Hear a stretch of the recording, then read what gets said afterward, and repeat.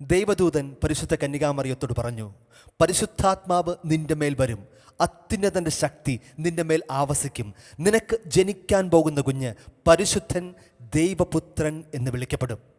പരിശുദ്ധാത്മാവ് ഈ ഭൂമിയിലേക്ക് ഇറങ്ങി വന്ന് ചരിത്രത്തിൽ അടയാളപ്പെടുത്തിയ ദിവസങ്ങളാണ് നമ്മൾ ക്രിസ്മസ് രാവുകളായി കൊണ്ടാടുന്നത്. പ്രിയപ്പെട്ടവരെ, പരിശുദ്ധാത്മാവിൻ്റെ വലിയൊരു വരവിനായി ഒരുങ്ങുവാനുള്ള കാലങ്ങളാണ് ഈ ക്രിസ്മസ് ദിനങ്ങൾ. നമ്മുടെ കുടുംബത്തിലും വ്യക്തിജീവിതത്തിലും പരിശുദ്ധാത്മാവിനാൽ നിറയാൻ, നയിക്കപ്പെടാൻ, പരിശുദ്ധാത്മാവിനാൽ അനുസരണമുള്ളവരാകുവാനായി വലിയൊരവസരം ശാലോം ടിവിയിലൂടെ മെനിൻ ക്യാസൊക്കെ എത്തുന്നു. ജിംഗിൾ വൈബ്സിലൂടെ പരിശുദ്ധാത്മാവിൻ്റെ വലിയ നിറവ് നിങ്ങൾക്ക് ലഭിക്കുവാനായി.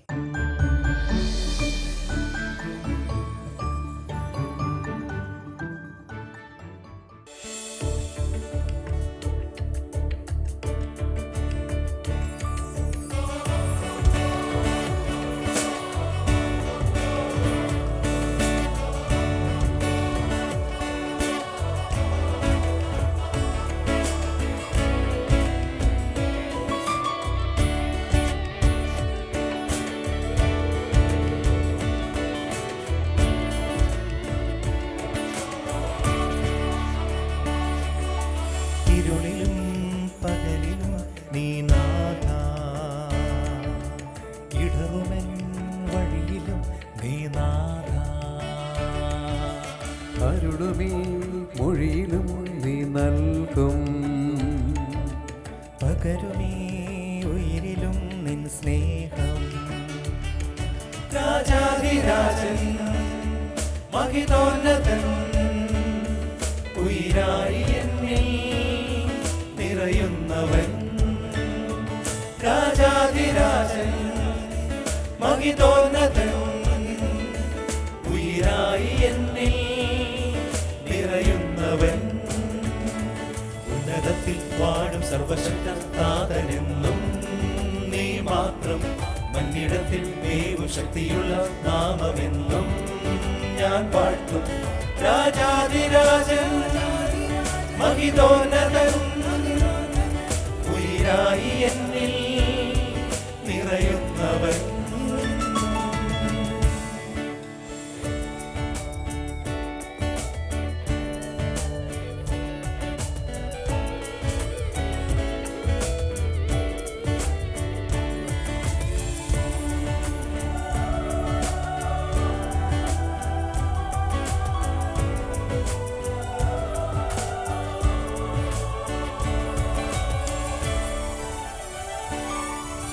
മോശയെ നീ വിളിച്ചു സീനായ് മലയിൽ നിന്നും, യഹോവയാം നിന്നിൽ ജ്വലിച്ചു ഏലിയാ.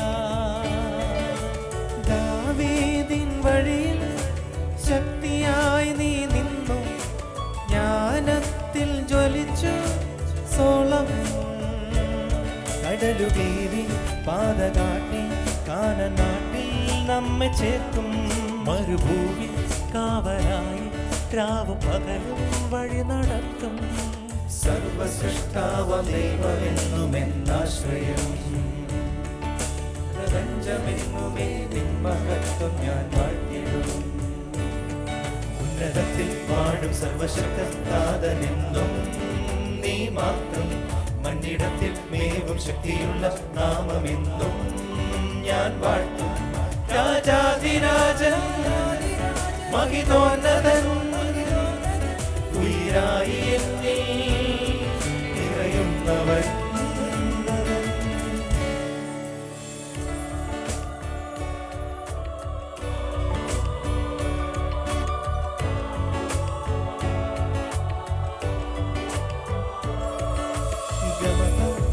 സനിരി സനിധ മകരി ഗമ സാനിധ മകരി സഗരി മഗപ മനിധ സനിരി സനിധ നിസ.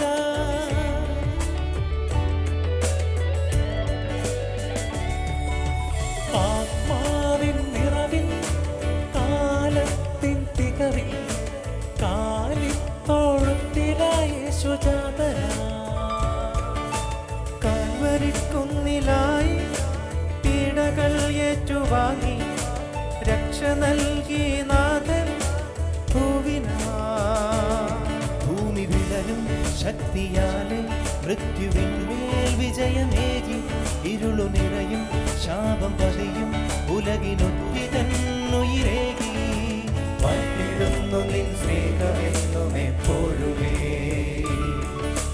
കാത്തിരിപ്പു നിൻ വരവിനായ യേശുനാഥനേ ഉന്നതത്തിൽ വാഴും സർവശക്തനാഥനെന്നും നീ മാത്രം മന്നിടത്തിൽ നീവും ശക്തിയുള്ള നാമമെന്നും ഞാൻ വാഴ്ത്തും രാജാതിരാജൻ മഹിതോന്നതൻ ഉയിരായി എന്നിൽ നിറയുന്നവൻ.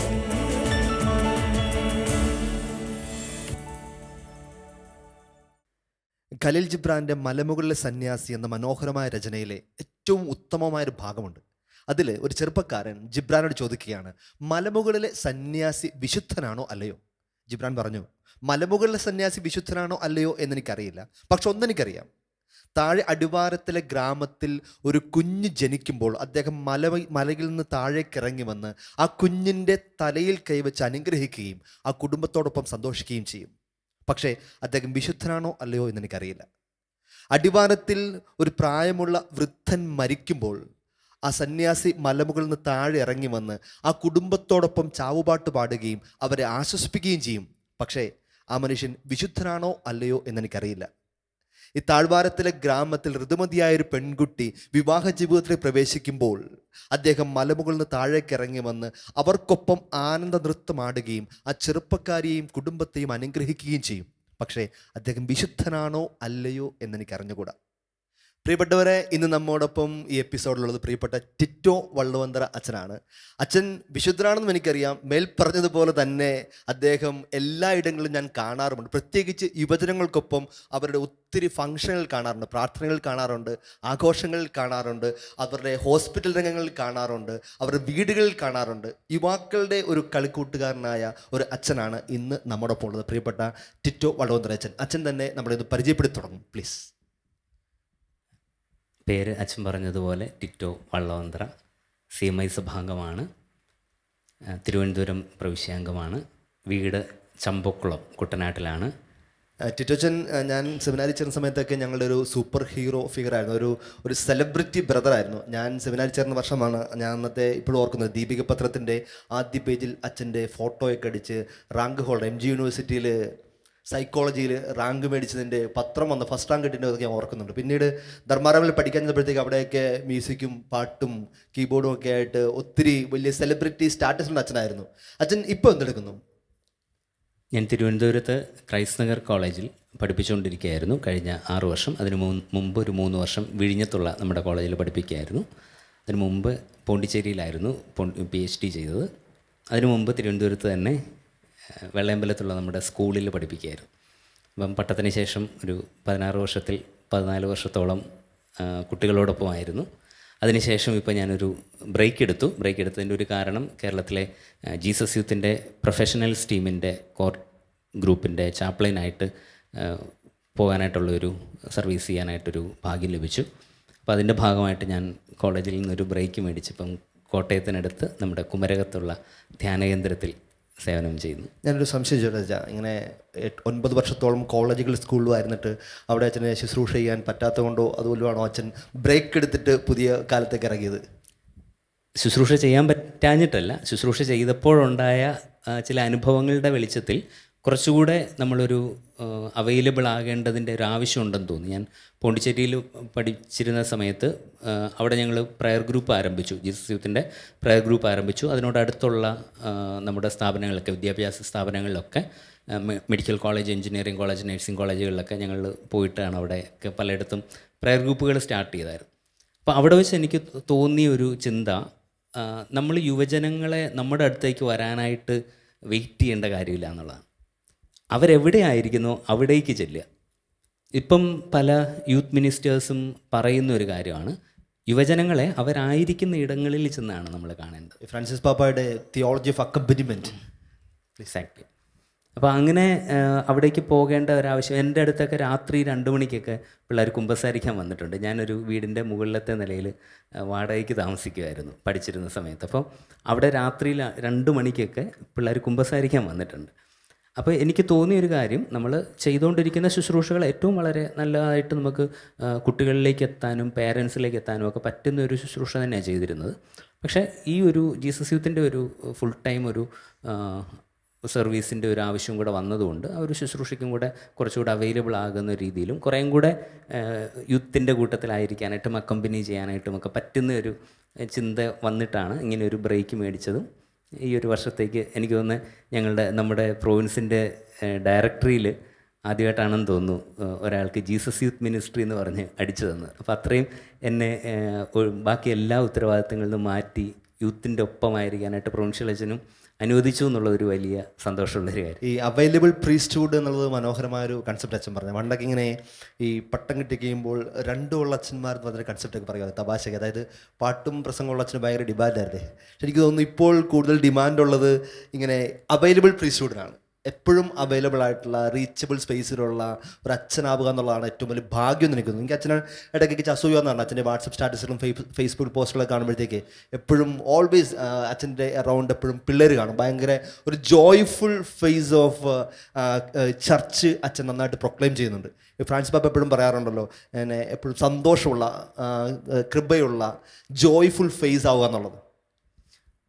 ഞാനെപ്പോഴും യൂത്തിനെ കണ്ടിട്ടുള്ളത് നമ്മളെ ചലഞ്ച് ചെയ്യുന്ന ഒരു ഗ്രൂപ്പായിട്ടാണ്. പ്രത്യേകിച്ചും എൻ്റെ ഫോർമേഷൻ്റെ ഒരു ഭാഗം നമ്മൾ CMI സഭയിലെ ഫോർമേഷൻ ആയിരിക്കുമ്പോൾ പോലും ഞാനെപ്പോഴും വിചാരിക്കുകയും ചിന്തിക്കുകയും പലരോടും പറയുകയും ചെയ്തിട്ടുള്ള ഒരു കാര്യം, എൻ്റെ CMI സഭയിലെ ഫോർമേഷൻ്റെ ഒപ്പം പ്രധാനമാണ് എൻ്റെ ജീസസ് യൂത്ത് ഫോർമേഷൻ.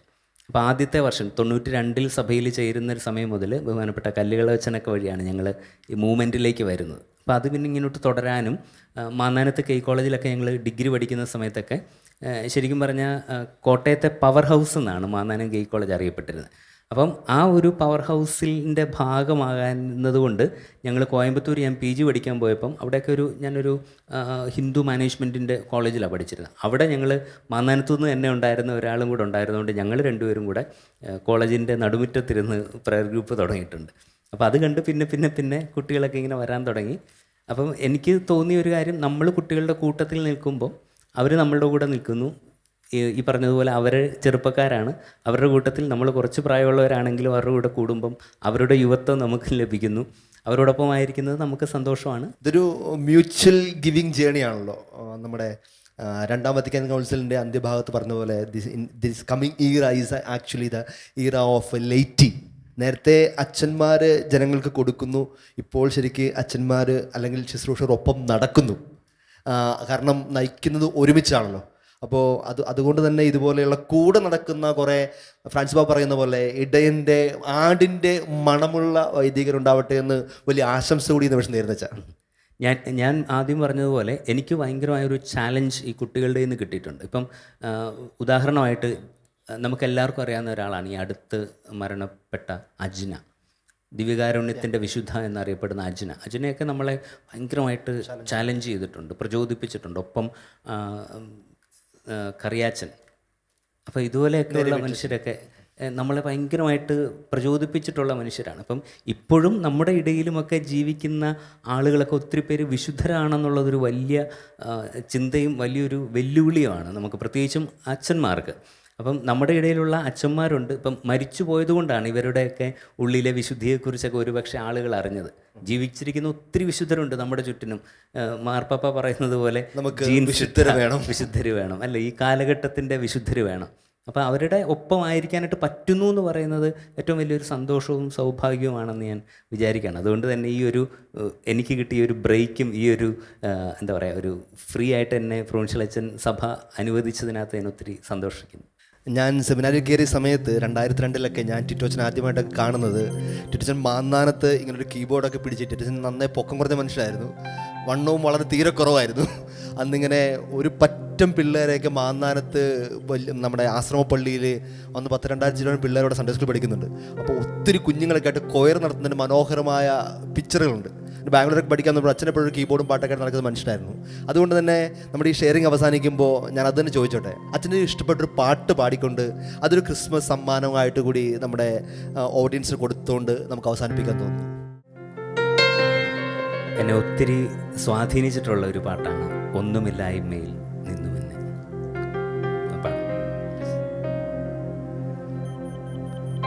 ഇന്നലകൾ തന്ന വേദനകൾ നിൻ സ്നേഹമാണെന്നറിഞ്ഞില്ല ഞാൻ. ഇന്നലകൾ തന്ന വേദനകൾ നിൻ സ്നേഹമാണെന്നറിഞ്ഞില്ല ഞാൻ. നിൻ സ്വന്തമാക്കുവാൻ മാറോടു ചേർക്കുവാൻ എന്നെ ഒരുക്കുകയായിരുന്നു. നിൻ സ്വന്തമാക്കുവാൻ മാറോടു ചേർക്കുവാൻ എന്നെ ഒരുക്കുകയായിരുന്നു. ദൈവസ്നേഹമെത്ര സുന്ദരം, ഒന്നുമില്ലായ്മയിൽ നിന്നുമെന്നെ കൈപിടിച്ചു നടത്തുന്ന സ്നേഹം. എൻ്റെ വല്ലായ്മകൾ കണ്ടിട്ടെന്നും നെഞ്ചോടു ചേർക്കുന്ന സ്നേഹം. ഒന്നുമില്ലായ്മയിൽ നിന്നുമെന്നെ കൈപിടിച്ചു നടത്തുന്ന സ്നേഹം. എൻ്റെ വല്ലായ്മകൾ കണ്ടിട്ടെന്നും നെഞ്ചോടു ചേർക്കുന്ന സ്നേഹം. ഇത്ര നല്ല ദൈവത്തോടു ഞാൻ എന്തു ചെയ്തു നന്ദി ചൊല്ലിടും. എൻ്റെ കൊച്ചു ജീവിതത്തെ ഞാൻ നിന്റെ മുൻപിൽ കാഴ്ചയിടാം. ഇത്ര നല്ല ദൈവത്തോടു ഞാൻ എന്തു ചെയ്തു നന്ദി ചൊല്ലിടും.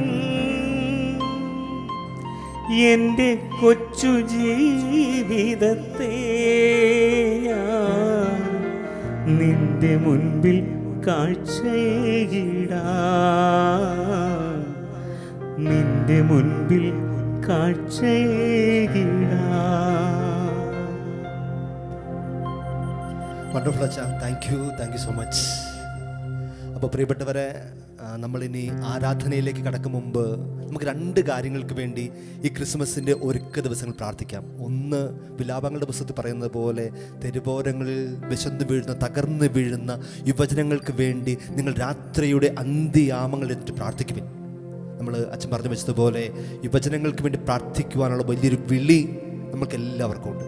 അവരാണ് സഭയുടെ പ്രതീക്ഷയും ഭാവിയും ലോകത്ത് നയിക്കേണ്ടവരും. അവർ വിശുദ്ധിയിൽ ചേർത്ത് പിടിക്കാൻ വേണ്ടി ഈ രാത്രി പ്രാർത്ഥിക്കാം. അതോടൊപ്പം തന്നെ നാളിതുവരെ നിങ്ങൾക്ക് വേണ്ടി എന്തെങ്കിലുമൊക്കെ ശുശ്രൂഷ ചെയ്ത നിങ്ങളുടെ ജീവിതത്തിൽ കടന്നു പോയ വൈദികരൊക്കെ ഉണ്ടെങ്കിൽ ഈ രാത്രിയിൽ അവരെ കൂടി ഓർത്ത് നമുക്കത് പ്രാർത്ഥിക്കാം.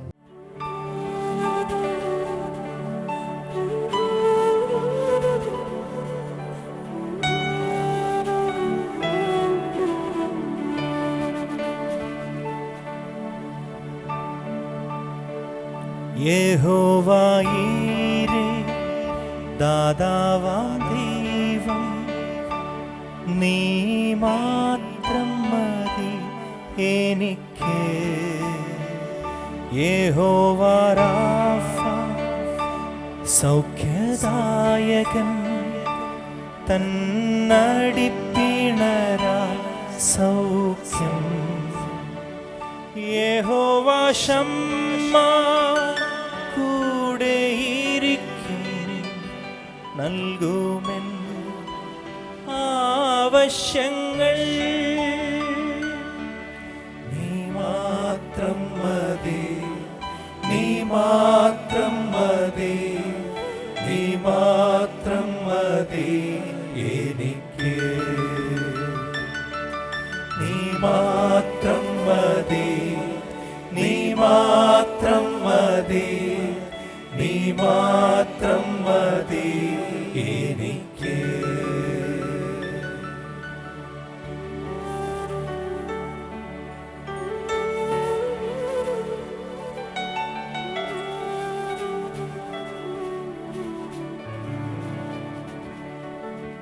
ഉൽപ്പത്തി പുസ്തകം 32-ാം അധ്യായം 22 മുതലുള്ള തിരുവചനങ്ങളിൽ യാക്കോബ് ദൈവദൂതനുമായി മൽപ്പിടുത്തം നടത്തുന്ന നമ്മൾ വായിക്കുന്നുണ്ട്.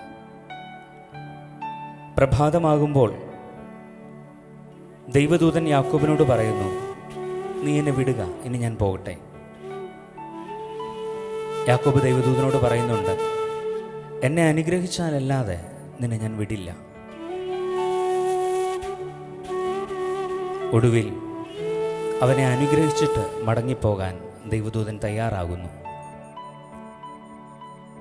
ഓരോ ആരാധനയുടെ സമയവും, ഒരു തിരുമണിക്കൂറും, ഒരു വിശുദ്ധ ബലി അർപ്പണവും, ഓരോ കുദാശകളുടെ സ്വീകരണവും നമ്മൾ തമ്പുരാൻ്റെ പക്കൽ നമ്മുടെ ഈ അവകാശം ഏറ്റുപറയുന്ന സമയമാണ്. എന്നെ അനുഗ്രഹിച്ചാലല്ലാതെ നിന്നെ ഞാൻ വിടില്ല. ഈ ആരാധനയുടെ നിമിഷങ്ങളിൽ നമുക്കിപ്പോൾ തന്നെ കർത്താവിനോട് പറയാം, കർത്താവേ, ഈ ആരാധനയുടെ നിമിഷങ്ങൾ തീരുന്നതിന് മുമ്പായി എന്നെ അനുഗ്രഹിച്ചിട്ട് മാത്രമേ നീ ഇവിടെ നിന്ന് മടങ്ങാവൂ. ഞാൻ ഇവിടെ നിന്ന് മടങ്ങുന്നതിന് മുമ്പ് നിൻ്റെ അനുഗ്രഹങ്ങൾ എനിക്ക് നന്നിട്ടേ പോകാവൂ. നമുക്ക് പ്രാർത്ഥിക്കാം. ഈ ആരാധനയുടെ സമയം നമ്മൾ പ്രത്യേകമായിട്ടും നമ്മുടെ യുവാക്കളെയും പുരോഹിതരെയുമാണ് കർത്താവിൻ്റെ മുമ്പിലേക്ക് സമർപ്പിച്ച് പ്രാർത്ഥിക്കുക. പഴയ നിയമത്തിലൊക്കെ നമ്മൾ കാണുന്നുണ്ട്, ജെറമിയായും സാമുവേലും പരിശുദ്ധ അമ്മയും കർത്താവ് തന്നെയും തങ്ങളുടെ യൗവനത്തിലാണ് ദൈവവേലയ്ക്കായി ഇറങ്ങിത്തിരിക്കുക. യുവത്വം ദൈവത്തിൻ്റെ അമൂല്യമായ ദാനമാണ്. സോഷ്യൽ മീഡിയയുടെ ഇമ്മീഡിയറ്റ് റെസ്പോൺസിൻ്റെയും ഇൻസ്റ്റൻറ്റ് ഗ്രാറ്റിഫിക്കേഷൻ്റെയും ഒക്കെ ഈ യുഗത്തിൽ എത്രയും പെട്ടെന്ന് കാര്യങ്ങളൊക്കെ നടന്നു കിട്ടാനായിട്ടാണ് യൗവനത്തിൽ നമ്മൾ ആഗ്രഹിക്കുക. ഈശോ നമ്മളോട് ആവശ്യപ്പെടുന്നത് കാത്തിരിക്കാനാണ്. കാത്തിരിക്കുക. അതുകൊണ്ട് തന്നെ യേശു നമ്മളോട് 3 കാര്യങ്ങൾ പറയുക. നീ ചോദിക്കുക, നീ അന്വേഷിക്കുക, നീ മുട്ടുക. ഒരു വാതിലിൽ മുട്ടിക്കഴിഞ്ഞാൽ പിന്നെ തുറന്നു കിട്ടുവോളം പുറത്ത് ക്ഷമയോടെ കാത്തു നിൽക്കാൻ മാത്രമേ നമുക്കാവൂ. ഈ ആരാധനയുടെ സമയം നമുക്കും പ്രാർത്ഥിക്കാം, കർത്താവേ, ക്ഷമയോടെ കാത്തിരിക്കാനുള്ള കൃപ നൽകണമെന്ന്. നമ്മൾ തെറ്റിദ്ധരിക്കപ്പെട്ടിട്ടുണ്ട്. യുവജനങ്ങൾ എപ്പോഴും തെറ്റിദ്ധരിക്കപ്പെടാനായിട്ട് സാധ്യതയുള്ള ഇടങ്ങളിലൂടെ കടന്നു പോവുക. നമ്മുടെ ഉള്ളിലൊക്കെ ഒത്തിരിയേറെ അപകർഷതാബോധങ്ങളുണ്ട്, കോംപ്ലക്സുകളുണ്ട്. ഈശോയെ, എന്നെ പുറകോട്ട് വലിക്കുന്ന, നിന്റെ സ്നേഹത്തിൽ നിന്ന് എന്നെ പുറകോട്ട് മാറ്റി നിർത്തുന്ന, മറ്റുള്ളവരുടെ മുമ്പിൽ പ്രത്യക്ഷപ്പെടാനായിട്ട് എന്നിൽ മടി ഉണ്ടാക്കുന്ന എല്ലാ അപകർഷതാബോധങ്ങളെയും ഈ സമയത്ത് നിന്റെ മുമ്പിലേക്ക് ഞങ്ങൾ വിട്ടുതരുന്നു. ഏതെങ്കിലുമൊക്കെ തരത്തിൽ ആരുടെയെങ്കിലുമൊക്കെ മുമ്പിൽ ചെയ്യാത്ത തെറ്റിനും പറയാത്ത വാക്കിനുമൊക്കെ ഞാൻ തെറ്റിദ്ധരിക്കപ്പെട്ടു പോയിട്ടുണ്ടെങ്കിൽ കർത്താവെ, ഈ സമയം അവരെയൊക്കെ ഞാൻ നിന്റെ മുമ്പിലേക്ക് തരുന്നു. നമുക്ക് പ്രാർത്ഥിക്കാം. കർത്താവെ, എനിക്ക് നീ മാത്രം മതി.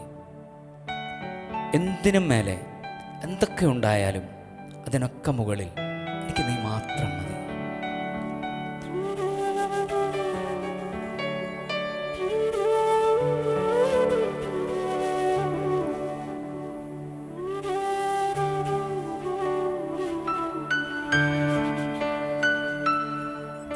നീ മാത്രം മതി, നീ മാത്രം മതി, നീ മാത്രം മതി എനിക്ക്. നീ മാത്രം മതി, നീ മാത്രം മതി, നീ മാത്രം മതി എനിക്ക്. ഈശോയെ, എൻ്റെ മുമ്പിലുള്ള എല്ലാ കാര്യങ്ങളുടെ ഇടയിൽ നിന്നും നിന്നെ തിരഞ്ഞെടുക്കാൻ, നിന്നെ മാത്രം തിരഞ്ഞെടുക്കാനുള്ള കൃപ എനിക്ക് തരണമെന്ന് നമുക്ക് പ്രാർത്ഥിക്കാം. യെശയ്യാ പ്രവാചകൻ പറയുന്നു, കർത്താവിനെ കണ്ടെത്താൻ കഴിയുന്ന ഇപ്പോൾ തന്നെ നിങ്ങൾ അവിടുത്തെ അന്വേഷിക്കുവിൻ, അവിടുന്ന് അരികെ ഉള്ളപ്പോൾ അവിടുത്തെ വിളിക്കുവിൻ. ഈ ആരാധനയുടെ സമയം ഈശോ നമ്മുടെ അരികെ ഉണ്ട്. അവിടുത്തെ കണ്ടെത്താൻ നമുക്ക് കഴിയുന്ന ഈ സമയത്ത് കയ്യെത്തും ദൂരത്ത് കർത്താവ് നമ്മുടെ മുമ്പിലുള്ളപ്പോൾ നമുക്ക് അവനെ വിളിക്കാം. ഈശോയെ, ഞങ്ങളുടെ യൗവനങ്ങളെ വിശുദ്ധീകരിക്കണമേ നമുക്ക് പ്രാർത്ഥിക്കാം. ഞങ്ങൾ കടന്നുപോയ ബുദ്ധിമുട്ടുകളെ, പ്രയാസങ്ങളെ, ചെറിയ ചില പ്രായത്തിൻ്റെ ചാപല്യങ്ങളെ ഒക്കെ ഇപ്പോൾ ഈ സമയത്ത് ഞങ്ങൾ അങ്ങയുടെ മുമ്പിലേക്ക് തന്നുകൊണ്ട് പ്രാർത്ഥിക്കുന്നു. ഈശോയെ, വിശുദ്ധീകരിക്കണമേ. തെറ്റിപ്പോയ നിമിഷങ്ങളെ ഓർത്ത് ഞങ്ങൾ മാപ്പപേക്ഷിക്കുന്നു. ഈശോയെ, കാലഘട്ടത്തിൻ്റെ വിശുദ്ധരായി ഞങ്ങളൊക്കെയും രൂപാന്തരപ്പെടാനായിട്ട് നീ ഞങ്ങളെ അനുഗ്രഹിക്കണമേ. ഈ സമയം നമ്മുടെ പ്രിയപ്പെട്ട വൈദികരെ ഒക്കെ നമുക്ക് ഈ സമയത്തൊന്ന് ഓർക്കാം. നമ്മുടെ കുടുംബങ്ങളിൽ വൈദികരുണ്ടെങ്കിൽ അവരെ പ്രത്യേകമായിട്ട് ഈ ആരാധനയുടെ സമയം ഈശോയുടെ കൃപയ്ക്കും അഭിഷേകത്തിനുമായിട്ട് നമുക്ക് നിറയ്ക്കാം. നമുക്ക് പരിചയമുള്ള എല്ലാ വൈദികരെയും നമുക്ക് ഈ സമയം ഓർക്കാം. നമുക്ക് മാമോദീസ നൽകിയവർ, അതുമുതൽ ഇങ്ങോട്ട് നമ്മുടെ മറ്റു കുദാശ സ്വീകരണങ്ങൾക്കൊക്കെ മുഖ്യ കാർമ്മികരായി നിന്നിരുന്ന എല്ലാ പ്രിയപ്പെട്ട വൈദികരെയും ഈ സമയത്ത് ഈശോയുടെ തിരുഹൃദയത്തിലേക്ക് നമുക്ക് സമർപ്പിച്ച് പ്രാർത്ഥിക്കാം. ഏതെങ്കിലും ഒരു പുരോഹിതനോട് നമ്മുടെ മനസ്സിൽ നമുക്കൊരു ബുദ്ധിമുട്ടുണ്ടായിട്ടുണ്ടെങ്കിൽ അവരോട് പൂർണ്ണമായിട്ട് നമുക്ക് ക്ഷമിക്കാം.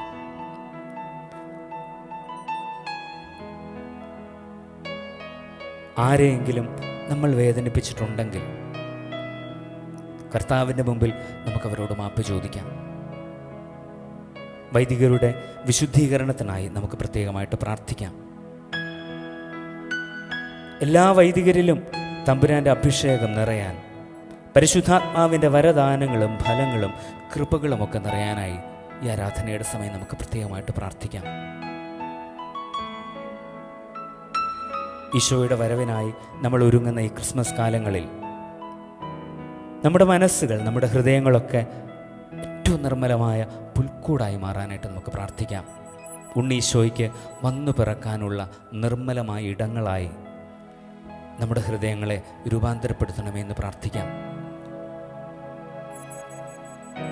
എല്ലാ യുവജനങ്ങളെയും എല്ലാ വൈദികരെയും ഈശോയുടെ സംരക്ഷണത്തിനായി ഭരമേൽപ്പിച്ച് നമ്മുടെ എല്ലാ ആഗ്രഹങ്ങളെയും പ്രതീക്ഷകളെയും സ്വപ്നങ്ങളെയും വീഴ്ചകളെയും പിഴവുകളെയും പരാതികളെയും പരിഭവങ്ങളെയും ഒക്കെ ഈശോയുടെ കയ്യിലേക്ക് കൊടുത്തുകൊണ്ട് ദിവ്യകാരുണ്യ ഈശോയുടെ ആശീർവാദത്തിനായി നമുക്കൊരുങ്ങാം.